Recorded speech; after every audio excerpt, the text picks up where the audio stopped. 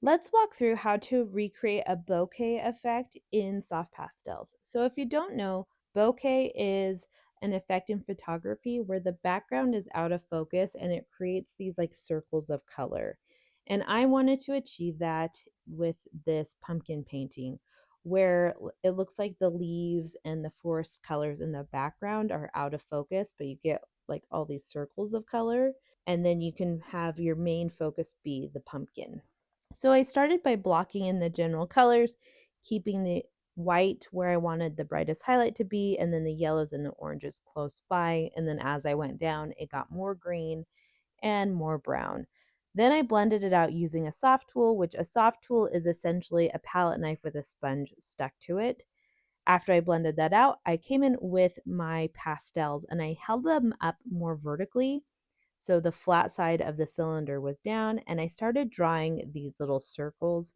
Again, keeping the lightest value closest to the white highlight. And then as I went out from there, it got darker. And then I'm going in with the soft tool and blending it in tiny circles, focusing on the lightest circles first, and then gradually jumping to the darker ones. And now I'm using a tool called a clay shaper or a rubber shaper. This is actually a tool they use in clay arts because it helps you sculpt and shape things.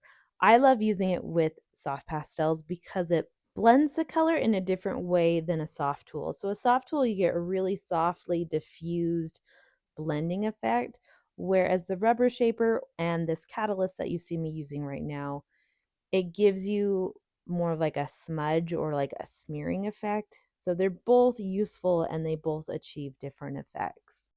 Now you just saw me spray part of this background with a workable fixative, and that's not because the tooth of this sanded paper was filled in. That's because I wanted to darken the value a little bit.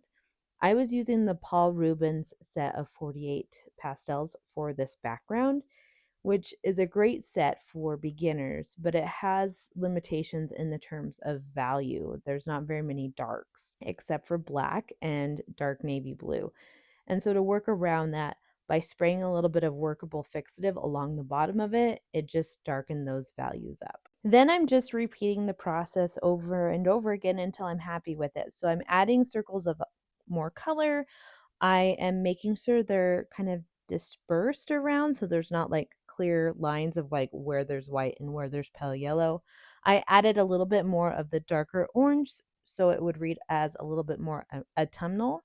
And then I'm just blending it out until I'm happy with it. Be sure to tune in for part 2 when I show you the rest of this painting.